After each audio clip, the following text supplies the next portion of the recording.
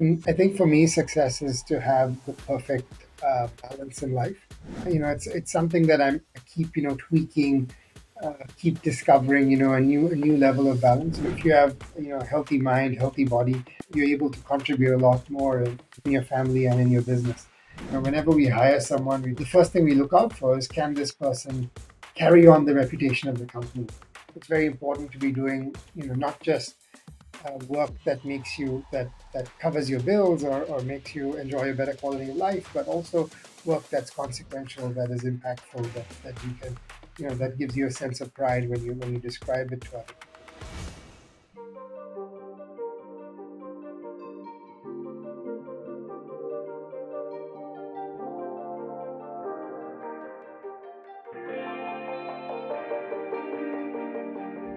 All right, welcome back to the Quest for Success podcast, and thanks so much for tuning in once again. We're incredibly excited because we have a good friend on the show today. We have Vishal Vijay, and he is the CEO of AgroCorp International. Yeah, Vishal Vijay is one of my closest friends, and I actually know Vishal for last 2 years and studying at Harvard Business School with him. But over the last session, I got to know him much better, and I feel like I know him quite well. And very honored to have you, Vishal, on our show. Thank you. Thanks, Jam and Dylan. Pleasure to be here. He's a quite humble guy, and he was just a bit nervous actually coming into this show, and he thought that he wasn't interesting enough to have on the quest for success. But mm, you have an amazing story, and you're running a very large organization. It's like 4 billion plus. Revenue every year. Amazing achievements, and we wanted to kind of go into deep and understand your business and your background personally, and that's what we're here for. Thank you, Vishal. So, Vishal, to kick things off, this podcast is all about success, right? So, we need to Yeah, ask a very fundamental question, and yeah. that is, what does success mean to you? That's a loaded question to start with, but I think the definition of success is something that I'm still discovering. Uh, you know, I have a definition today, but that, if you ask me, 5, 10 years from now, that could change. And if you had asked me 5, 10 years ago, it could have been different as well. Um, you know, I think I think for me, success is to have the perfect balance in life. and it's something that I keep tweaking, keep discovering a new level of balance. Obviously, with someone like, in my shoes, you have to, the right balance is between family, business, uh, your own health and wellness. And I try to keep juggling these different aspects to get that to that optimal level, which constantly is being adjusted. And in different seasons in your life, there's a different weightage that you give for each of these aspects. Just to go a bit deeper in these three different things. One, obviously on the family side, I have a young family today. We have been married for about, coming up to, this is my ninth year of marriage, coming up to a decade next year. Wow. And we have two young kids with a third on the way.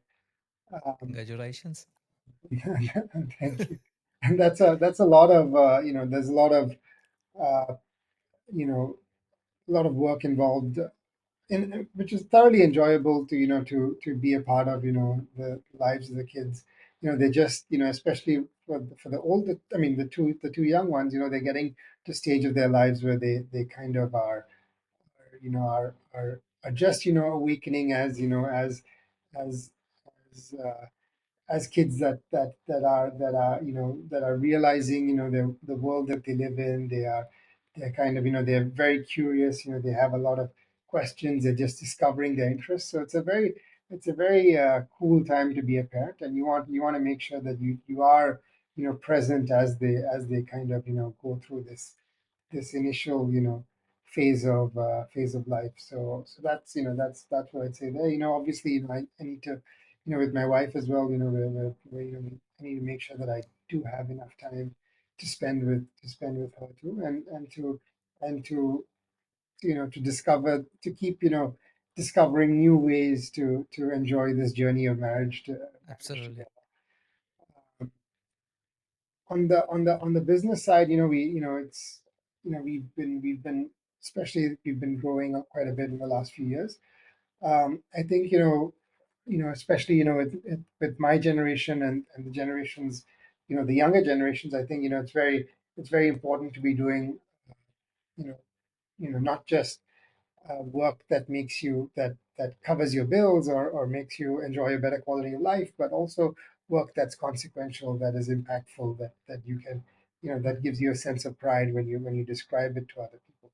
So I think we're building more and more a company that can give that sense of purpose, not just to ourselves as promoters, but also to the to the staff that we have.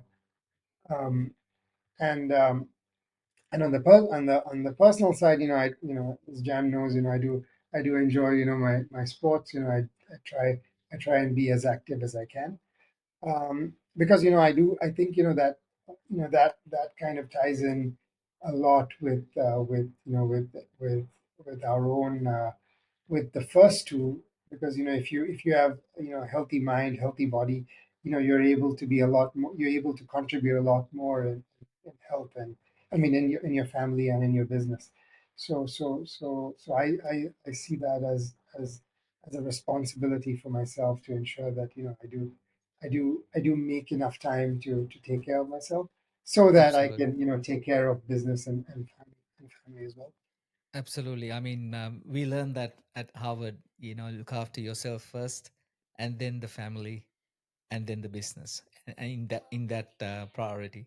I'm sure you're doing that, and doing a wonderful job. So, Vishal, tell us a bit about your business. You're the CEO of AgroCorp International. What's Yeah. AgroCorp and what they do, and what's your role involved? Sure, sure. We uh, a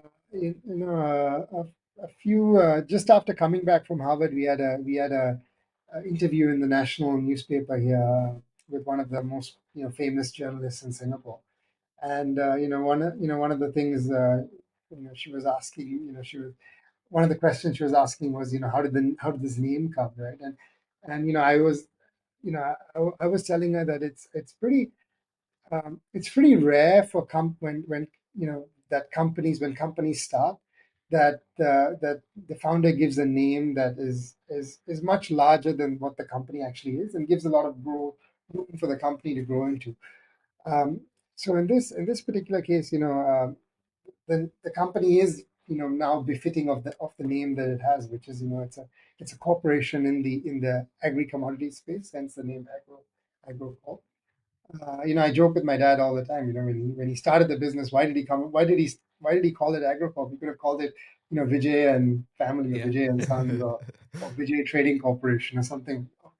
Instead, instead he decided, and which is, especially within, uh, Indian families, or within Indian promoters in Singapore, especially, that was quite common to name businesses after yourself. Yeah. So it was, I think, a unique decision that he took at the time. And yeah, the business is today. It was started by my dad. Today, this year would be our 35th year. But it Wow. was started by my dad in 1990, and it's now one of the largest suppliers of food and agri commodities into the Asia Pacific region. Uh, we source from countries that grow food and export food, and we supply into all the large countries in this part of the world that need to import food to meet the needs of their growing populations. So countries like India, China, Bangladesh, uh, Pakistan, Indonesia, Thailand, Vietnam, Philippines, all countries with 100, in excess of, or Hmm. close to or in excess of 100 million people in population, and not just growing populations, but also populations that are becoming more affluent, more aware of their nutritional needs, um, and are striving to feed their families better, right? So we we're trying to, in that regard, we are trying to offer more nutritional products, uh, that can be that as that these that populations in these countries are looking for.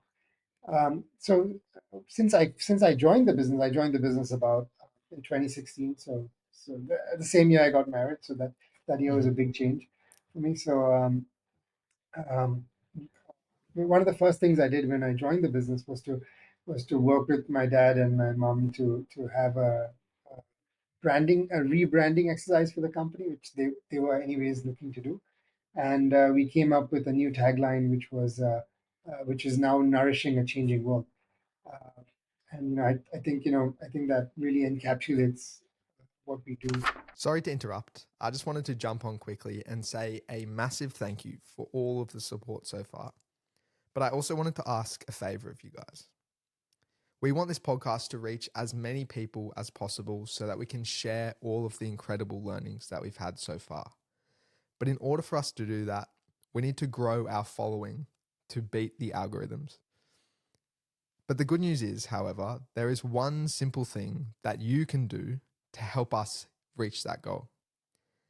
So I ask you if you could please follow or subscribe to us on whatever channel you're listening to this on. It'll help us grow the channel, which means we can get on bigger and better guests for you guys. And with that, back to the episode.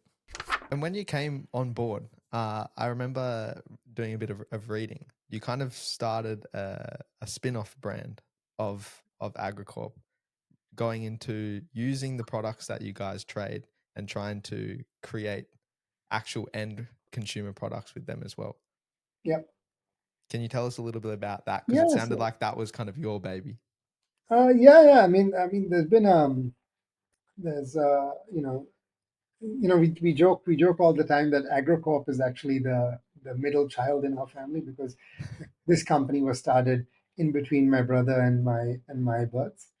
Um, and in the same vein, I thought I'd like to start an internal venture within the company, um, that is herbivore, and that is our plant-based brand, that uses some of the proteins and starches that we manufacture to produce plant-based cheeses, uh, and a plant. We've just launched a plant-based liquid egg as well. Um, so really, to give sustainable and nutritious options for people that are looking to make that choice, a few times a week, right? We see, as a company, intrinsically we see that every meal is a choice that a consumer can make, right? So Yeah. we want to just present viable options for them to make the more nutritious or sustainable choice when they can. Mhm. And that brand is still, it's still in its infancy. It's uh, one of the things I discovered is it's a lot harder to scale up a B2C business than a B2B business. Mm. So we're going through that process, I think. But obviously, I think the barriers to entry in a B2C space is much more robust than in a B2B space as well. So it takes more time. It takes a lot more work. The J curve is more steep, I think, in a B2C business. But hopefully, all the effort is worth it in the end. So Vishal, you mentioned your business is like your middle child. You Not probably mine, were my dad's middle child. yeah. So you're like you're born to this business. Pretty much, you're a little kid when your dad started this business. How Yeah. that kind of impacted? I mean, you probably seen through this whole journey your dad's going through. Is that kind of impacted you? Like just seeing him working hard. Like I mean, as we all know, starting a business it's not easy thing, and you've seen that the whole journey. Yeah, no, absolutely. I think uh, uh, you know, it's my dad was asked this, recently, and he was saying, he was saying that his response to that was, at the time he thought it was because he was a young entrepreneur starting a business. He had to naturally had to travel quite a bit. He had to combine a lot of work with family. So we used to, growing up, I used to have a lot of customers or suppliers come over home for dinner.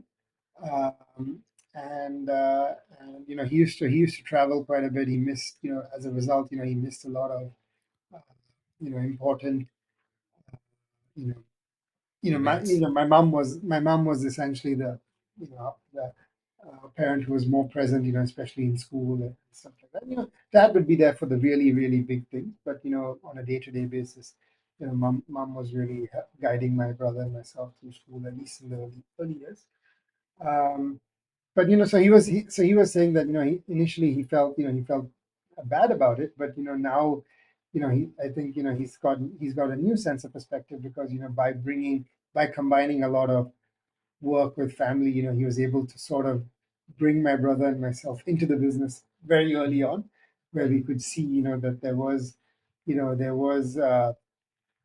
certain benefits to having a family business, mm. where we were able to travel to nice places. We were able to enjoy a pretty nice quality of life growing up as well, and not just see the harder parts of it, which was that it's not an 8 to 5 job. There is going to be work on weekends. There is going to be work in the evenings, uh, and you don't really switch off, right? So Yeah, it's a so it's it's part a of it, your life, it, pretty much business. Yeah, absolutely, absolutely. yeah. But you see, I think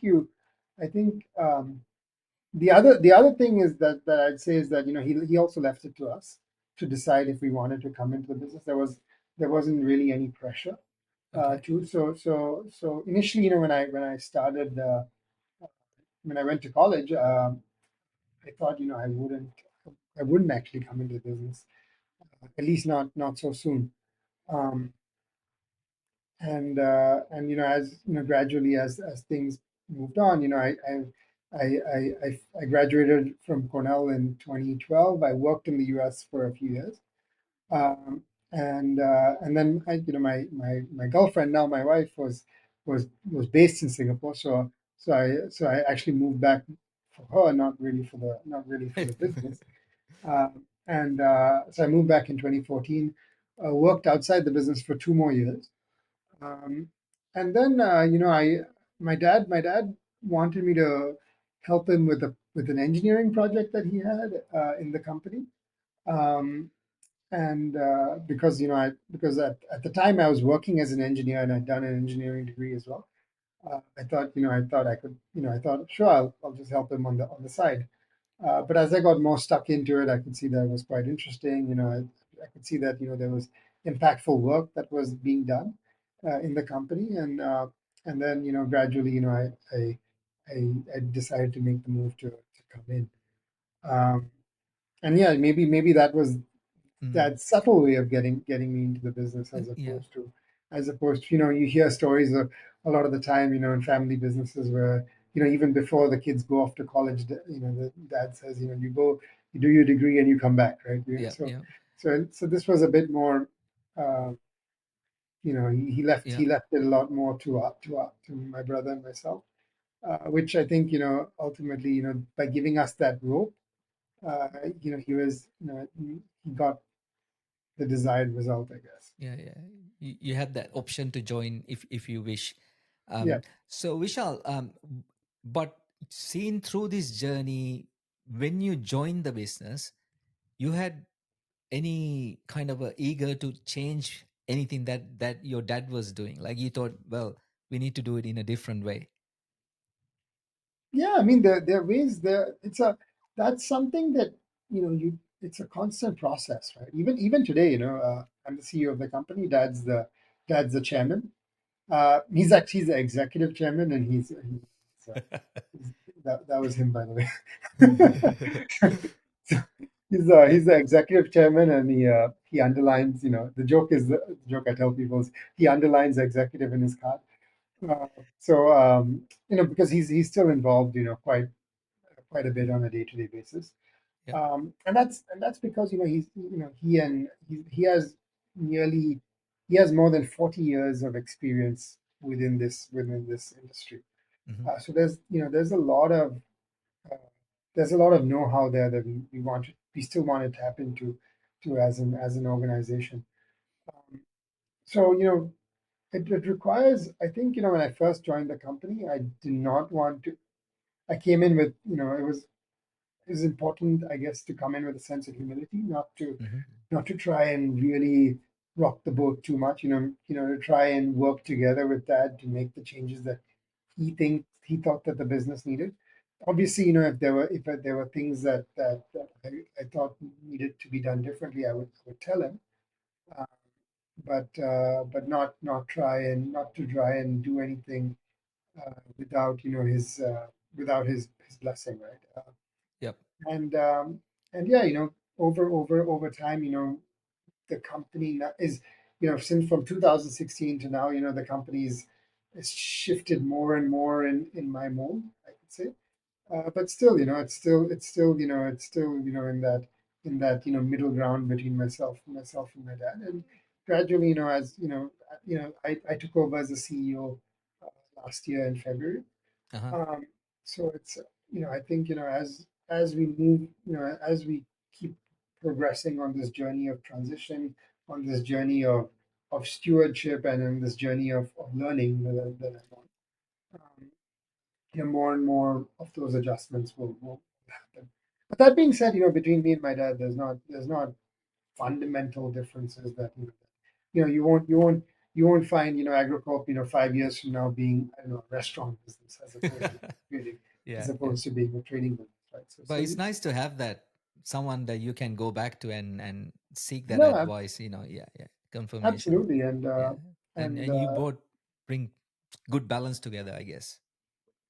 yeah, I mean, I think so. I think so. I mean, as is the case with any father and son, and I'm sure the two of you can also would also agree. There will be some friction, and there is, uh, but the key is always to, we try and resolve it. When there is friction, we try and resolve it on the day itself. We try and not let things fester. Hmm. And, same principle can apply to marriage too. 100%. But we do try and ensure that, that we, and when we do have disagreements, to talk it out between ourselves, and not, not really, not to try and do it, in a big table with a whole bunch of staff Yeah. involved as well, right? Those are the two principles we kind of apply. And Hmm. is your brother also involved in the business? Yep, he is. He is. He's very much so. He's been in the business since for. So I'm coming up. I'm 9 years. He's about 6 years now in the business. He just got married in late 2023, uh, and he's just gone for his honeymoon. A bit Okay. late, but yeah, he's gone on. He's trekking in Patagonia as we speak. Oh, lovely. And I suppose, does that go to your point on balance? Like having so much of your family involved in the business, does that help you kind of balance the business and family aspect, or do you think it makes it harder? That's a great question. A bit of both. Yeah, I mean, by being in business with your family, you see them quite a bit. As opposed to some families that may not, extended families that may not see each other all that much. We see each other plenty. Um, but it also comes with its challenges that, you can never have a meal without, discussing a little bit of business as well. So yeah, I mean, it's a bit of both. The good thing is in our business, is that it's today, at least, the company is large enough that it can support, a few members of the family. We've each carved out our little, fiefdoms within the business that, is our own domains that, we kind of run, but we coalesce for, the bigger picture things. So it ensures that, we each have our own space. We're not treading on each other's toes, which I think is important. A business needs to be large enough to support, a family, not just, and not all businesses can become family businesses, right? Mhm. Yeah. So, how? I mean, as you said, you're running a very, very large business, and having that balance, it's probably a very challenging thing. And managing, I mean, you're in like about 50 different countries, like, um, Mhm. and so how do you kind of manage that priorities between business? I mean, we touched on some of the stuff, but I wanted to understand, like, do you have like priority, like you manage your time, okay, 8 to 5 or 9 to 6 work only, and how do you manage that, like, balance between family, work, and again yourself? Yeah, I try not to take on, I try to make sure my mornings are free, to spend, with the kids before they get into school. So I try not to take work commitments before 9:30. Um, save for the occasional game of golf. Uh, but I try to make sure that at least in the mornings I'm available. And in the evenings, there obviously are dinners, a couple of times a week. Uh, I do try and ensure that during the week at least I'm at home for dinner, a couple of times a week as well. And yeah, the weekends, try and spend that, mostly with family. Even when I travel, I try and cram everything within a working week, such that I'm back in Singapore, for us, for the week, for at least some part of the weekend. Which is why, when I went to Brisbane for work, I couldn't come by to Sydney to see you, uh, because I was trying to stick to that principle. I try and get back in Yeah. time. But that being said, I'll obviously make it down to Sydney another time. Yeah. So you must have a pretty good supporting network, right? Like you have a pretty good team to run your business. And Yeah, I mean, definitely. I mean, that's one of the changes that we've made since I've been on board, is to try and professionalize more. My dad is, he is the best trader in the company. He's able, his quotient to handle pressure is second to none, right? So, and definitely, if we compare strengths and weaknesses between myself and him, I can't do what he does. Right? I mean, there are things that I can do that maybe he can't do today, but definitely, I can't manage the same level of risk or pressure that he can.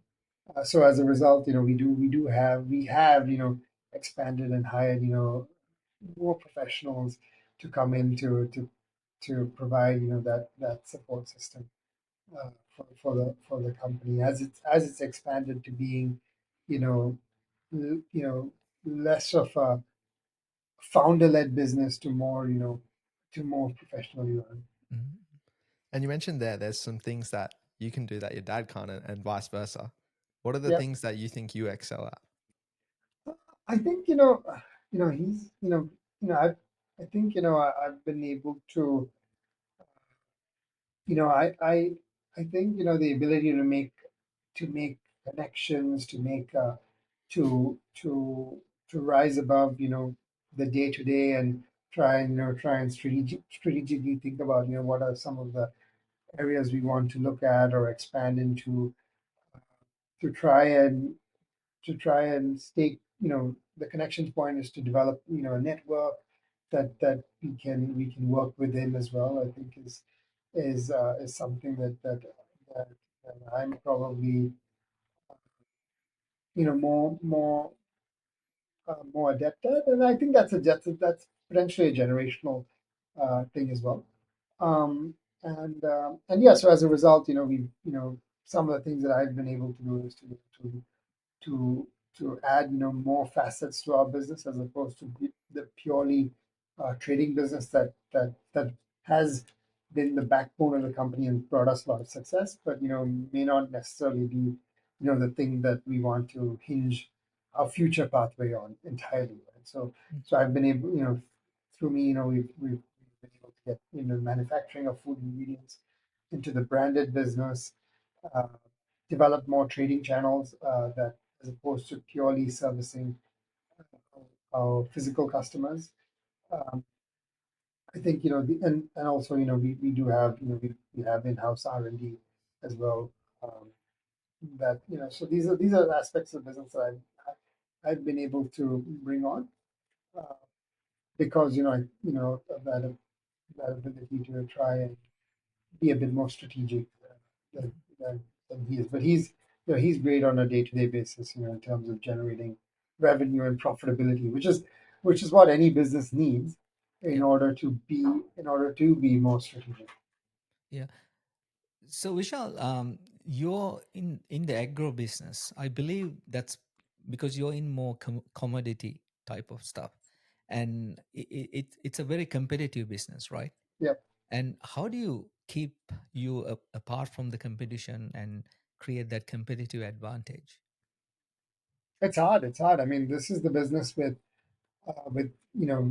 it's the it's a business with the lowest margin. The funny thing is, when I was in OPM with you, one of the things that occurred to me is one of the things that really struck me is that there are many more easier ways to make money than the way we are making money.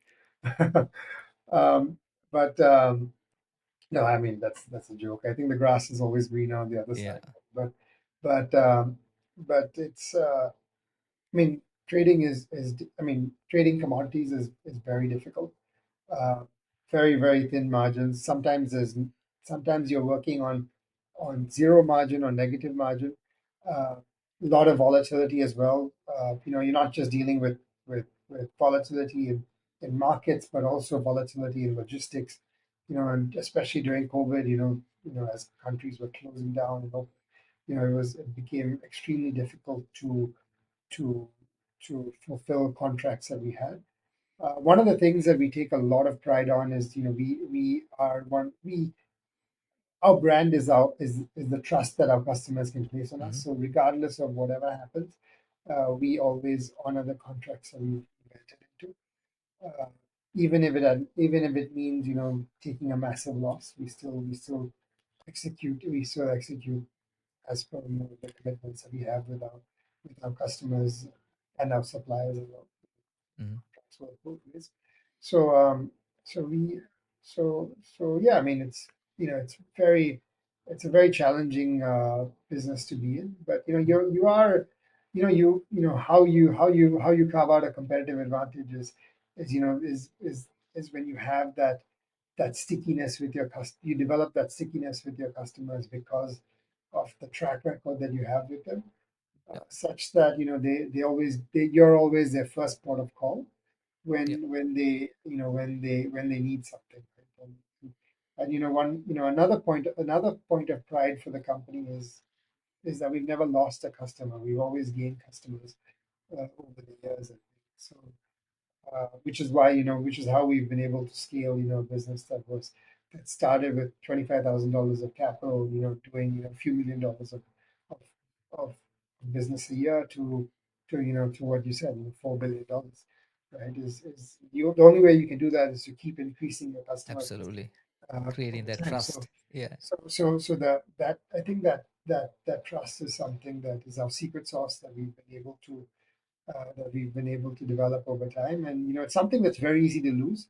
So Hmm. we're very, very mindful of that. Whenever we hire someone, the first thing we look forward to is the first thing we look out for is can this person uh, epitomize or carry on the reputation of the company, right? Because as we professionalize, we are having, our customers may not necessarily be interacting with dad and myself. They might be interacting with someone else, right? And so that person needs to be a representation of ourselves too. So can this person? So when we interview someone, we don't look so much, at at which companies or that they were previously with or what degrees they got, but rather, does this person have the same values that we have? Can this person represent us effectively in front of a customer? Right?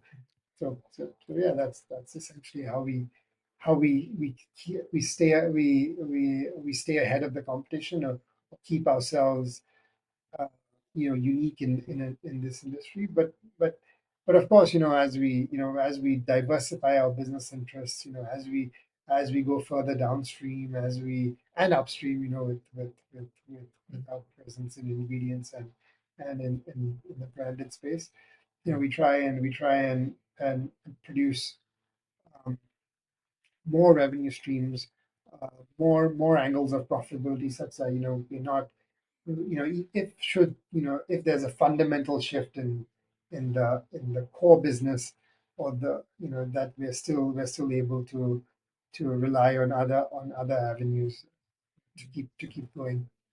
mm. And do you ever stop to kind of think about the impact that you guys have?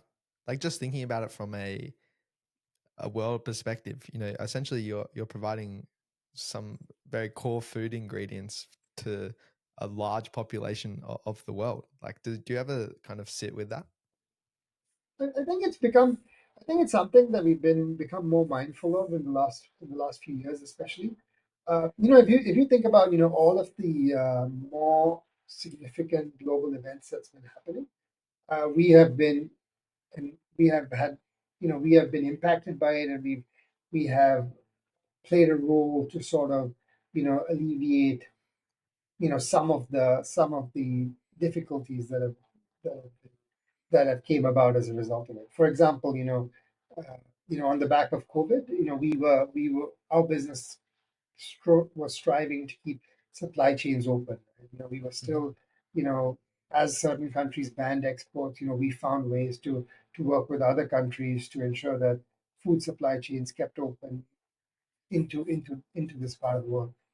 During an ongoing situation is the Russia-Ukraine conflict. We were one of the when the grain deal existed. We were one of the main operators that was shipping goods out of Ukrainian ports, coming into wheat that was coming into this part of the world to feed Indonesia, Thailand, Vietnam, which are significant wheat importers. That obviously helps the consumers in these countries, because they have, instead of, if they didn't have access to the wheat, food prices go up, they suffer from inflation. But at the same time, it also helps Ukrainian farmers, because they have an outlet to sell their grain, and ensure that they're able to still get income, in a difficult situation. mm, Uh, and yeah, we, even, one of the markets that we're active in today is Myanmar, where we still export pulses, which are, uh, products like chickpeas, lentils, beans, that we export that out of Myanmar into India, which is one of the large consumers of pulses. And in doing so, we give liquidity to the Burmese farmer, which is also, the country's been going through a very difficult time in the last few years. So we do think about some of the work that we do. It gives us, obviously it gives my dad and myself, my brother, a deep sense of purpose. But we try and communicate that to our staff too, because it's important that they feel that they're doing something that's important. Um, mm, and we are, I think, in the last few years we've also seen that we've been getting more recognition for this, and which is a good thing. I mean, EY recognized us as Yeah. one of the family businesses of the year, not because we are the most profitable company, or because we're one of the largest companies, but because we are doing impactful work. uh, mm, we also have become, partners with some of the largest developmental finance institutions in the world, banks like the IFC, and we partner very closely with the Dutch Development Bank as well, because they want to support the work that we do. So definitely, it's something that we are mindful of, mm. and we try and harness that to to to to to Yeah. motivating not just ourselves That's but our amazing. stakeholders. That's amazing, Vishal. We talked a lot about the business, but we really want to talk a little bit more about you, Vishal.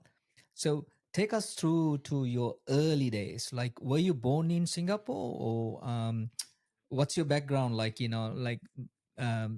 family when little Vishal, like, what was he like? Yeah, I mean, it's no, I was actually born in Chennai, All right. Tamil Nadu, in India, because so my parents were already living in Singapore, but I mean they just moved to Singapore. This was in 1988, and my mom felt that that she my dad was, while he hadn't started AgroCorp yet, he was still, he was working for another shop that required him to travel quite a bit. So my mom decided, it's better to be in India for my birth, because her parents were there. She has a full support system there. So I was born there. My brother was born in India, similar reasons too. Um, and but we were always based in Singapore, so we've grown up here. Uh, my mom's side of the family runs one of India's eminent uh, newspaper companies. So we The so Hindu. so I have an interesting uh, vantage point in that I'm part of both a second generation company where I'm operational, and a fifth generation company which is 130 years old, but where I'm on the board. So I'm able to try and apply learnings across these two companies where I can. But yeah, growing up in Singapore, fairly comfortable. Didn't need to worry too much. Traveled quite a bit into to India. I have my grandparents, cousins. So it's a bit of enjoying both parts of the you know both countries, which initially were quite similar, but but um, Has but changed. gradually, obviously, Singapore has progressed quite a bit in the last few years. And even, in my 35 years, Singapore's changed a lot. You've been, you sort of, over that period of time, you've seen the kind of differences that Singapore has had. But Chennai has remained, fairly similar, which is good, because whenever I go back, I almost feel like and I traveled back to Chennai, 2, 3 times a year. It's almost like stepping back into your childhood a little bit. But yeah, I think you know, growing up in Singapore was great. It's fairly comfortable. Was able to uh, go through school. Played quite a bit of sport as well when I was growing up. I have a younger brother. We initially we didn't. We used to be at loggerheads with each other. We used to fight quite a bit. So my parents always say, it's quite amazing that now we're able to be in business together. But yeah,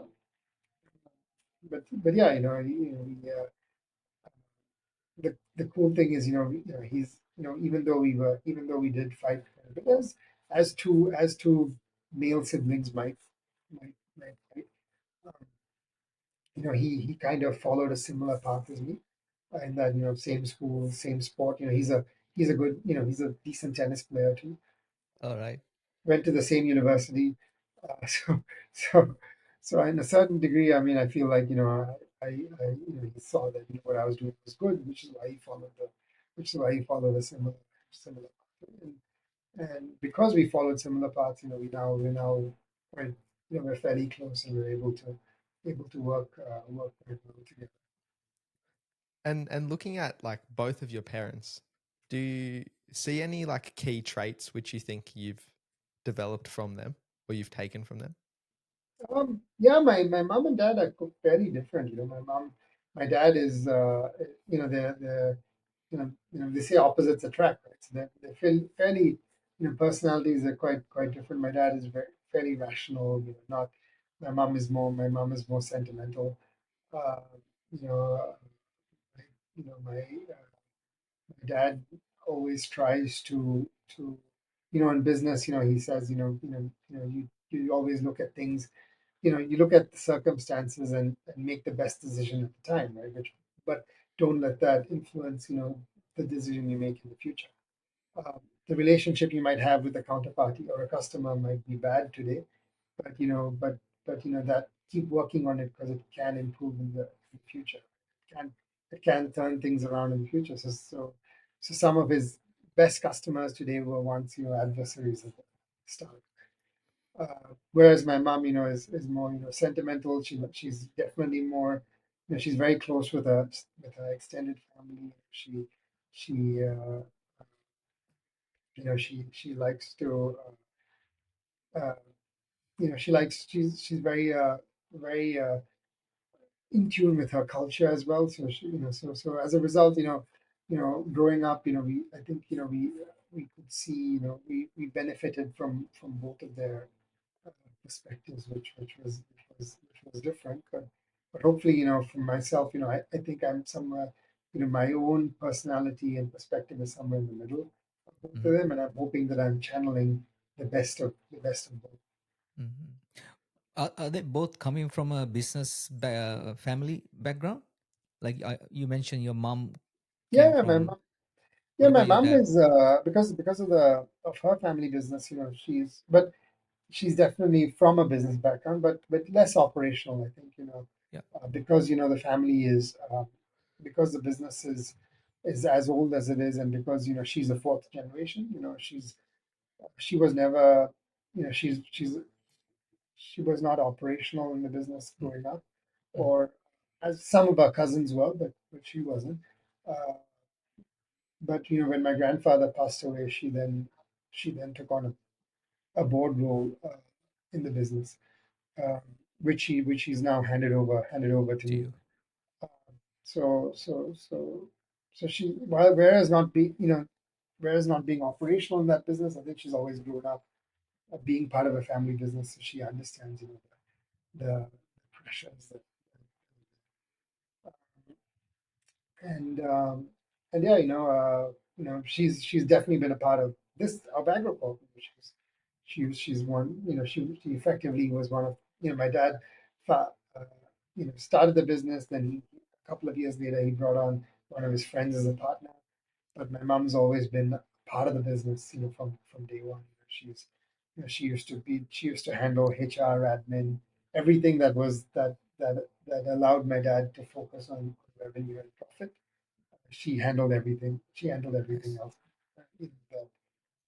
So she was really, the support that allowed him to start and scale up the business over time. Nice.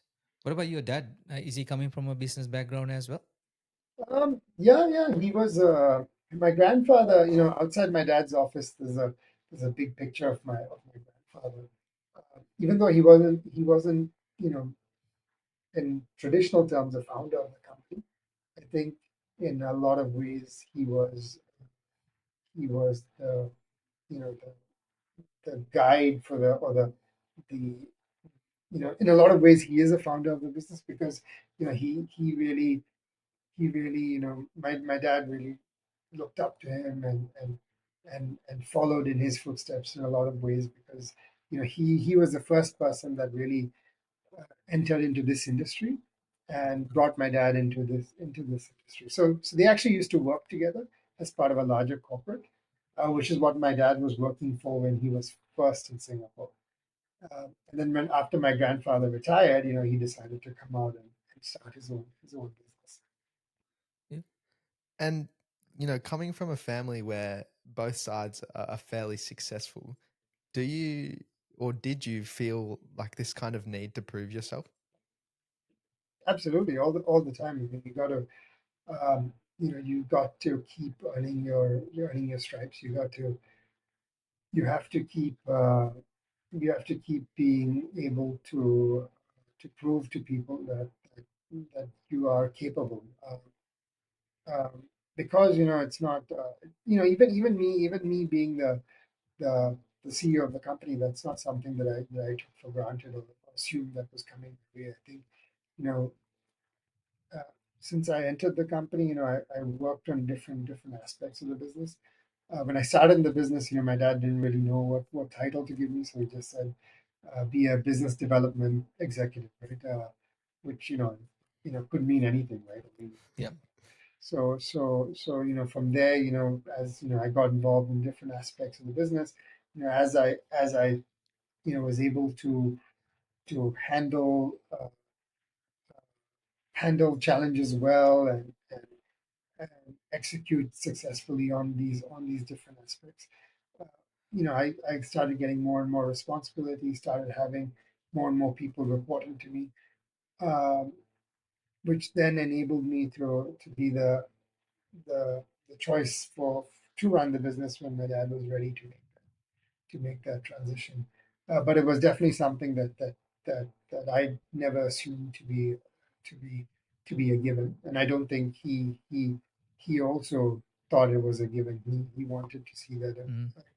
that I would be able Earn to it. earn the position, and I think not just between the two of us, it was important for the rest of the company to see that that, that I Mm. was suited for the role, Mm. just not it wasn't just a birthright. Yeah. Yeah. So, do you, apart from your dad, do you have a mentor or someone that you look up to? that's a that's a good question. I mean, I have different people that I turn to for different things. I don't think I have like I don't think I have like a singular mentor that I look up to, that I use for just for all issues. I have I'm in YPO, so Hmm. we have a forum you know, that I use to to chat about some of the challenges of being in business, um, and to give to get fresh perspective. Obviously, my wife also keeps me grounded and gives me that a different perspective, and which I always need. But yeah, I don't think Okay. I have that single person that I can call Yep. my mentor besides Mm. besides my dad. Mm. Which yeah, I mean, that, I'm not sure if that's a good or a bad thing. Maybe not a bad thing, like, yeah, Take the best from all different people. I think that's a kind of good way to go about it. I suppose Vishal, looking towards the future, kind of what's next for Vishal? Uh, yeah, this year is a big year because we're kind of we're bracing for to expand the family. So that's we're spending time preparing for that. I'm a bit rusty, being a new dad. So because the last kid came 5 years ago, so just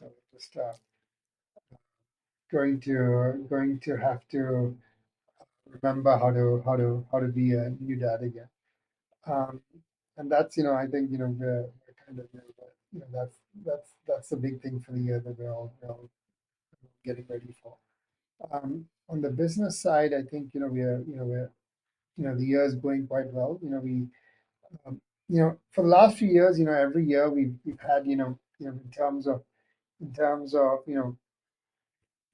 there's always been an issue or two, and that's impacted the company performance such that it's not been as great as what I'd like it to be. So I'm hoping that this year will be the year where we don't have something like that, because every time there's an issue that unfolds, we use that as a learning experience to try and Absolutely. shore up our defenses a bit more, or to improve our systems and processes a bit better, to be able to handle it, to be able to handle these kind of situations as they pan out.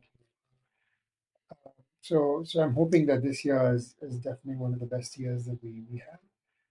I'm also working on a large project, and we're built as part of a joint venture with a Japanese dairy company. We're building a large food ingredients facility in Malaysia that will manufacture plant-based proteins. So that's a project that I'm hoping will get closer to completion this year, with a lot of heavy lifting involved there between myself and the project management team. So yeah, these are the things that kind of Amazing, exciting stuff happening in 2025. yeah, I mean, absolutely. we are in a And different, obviously the wedding in Sri Lanka. yeah, we're in a different spectrum altogether, right? You're Uh, like, receiving someone and we are giving away child, you know. No, no, in our culture, we never give away. We only receive. You're not giving away. You're receiving a son-in-law. Yeah. True, true, true. That's a nice way to look at it, right? Yeah. So, Vishal, my final question to you, right? Like, yeah, there's so much things going in your life, and I know you you have the capability of handling so many different things, and but how do you keep yourself physically and mentally fit and to face these challenges? You know, it's a priority. You got to make the time for it, right?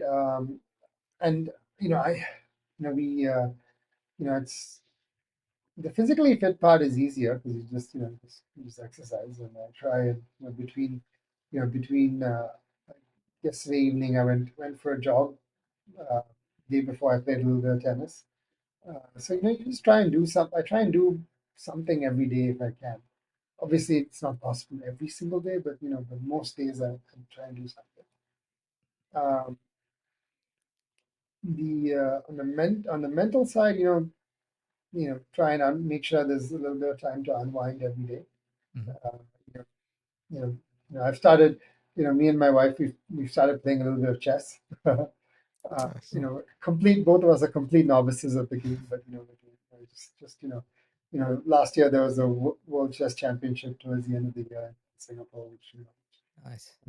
it got us a little piqued our interest a little bit. And during OPM, there's a lot of chess games that are happening on the side too.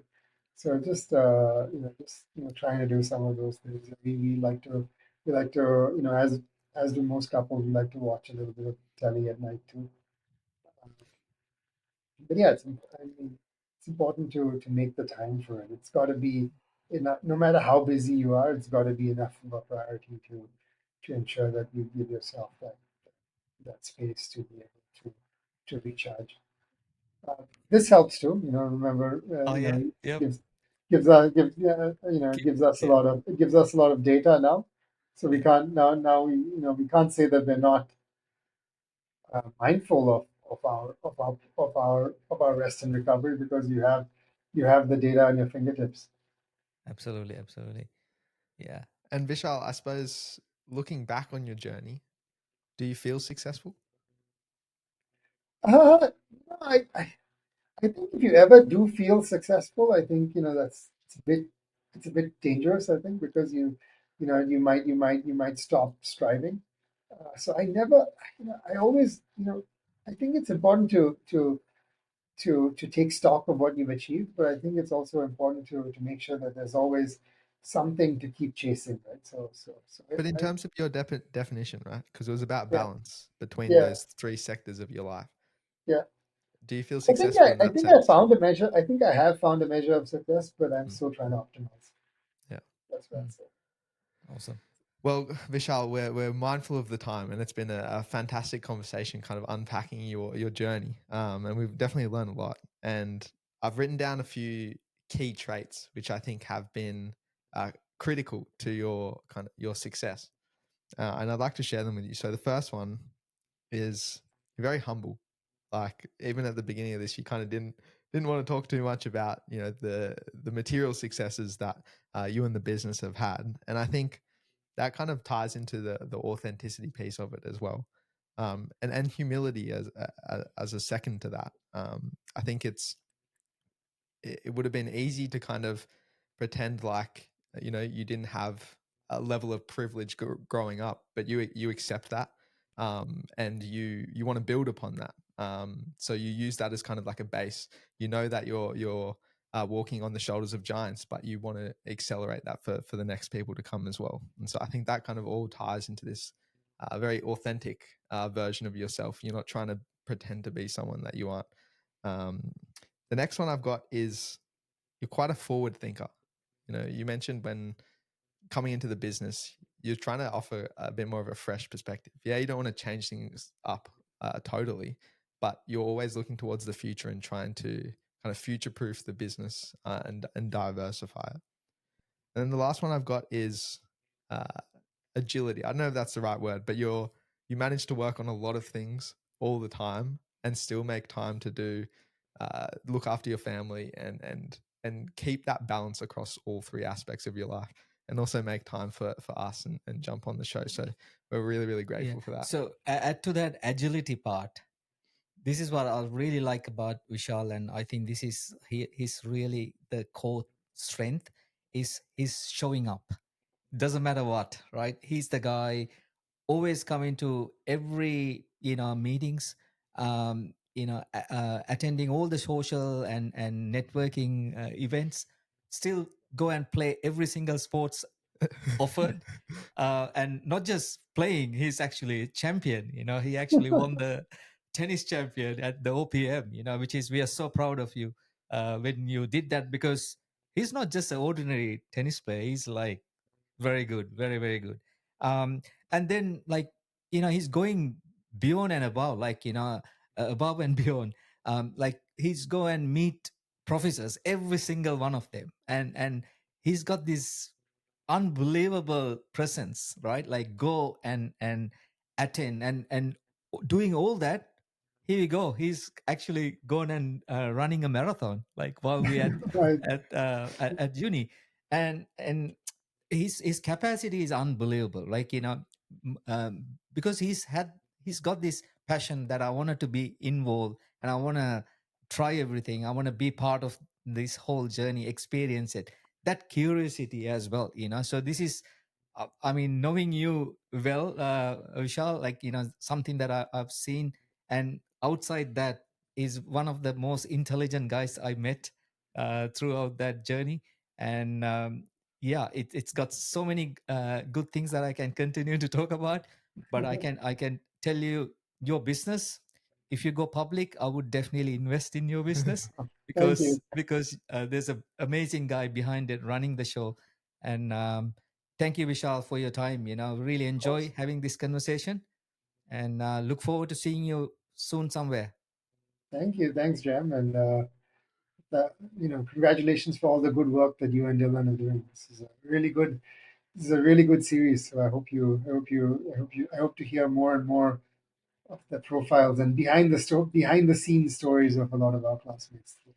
Thank you. Sure, sure. Yeah, yeah. Thanks, Vishal. We'll wrap it up there. And on that note, if you're listening and you found something useful today, it'd be great if you could subscribe or follow us on whichever platform you're listening to this on right now.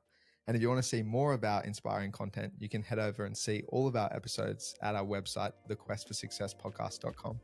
And with that, we'll catch you guys in the next episode. Thanks for listening. Thank you, Vishal. Thanks.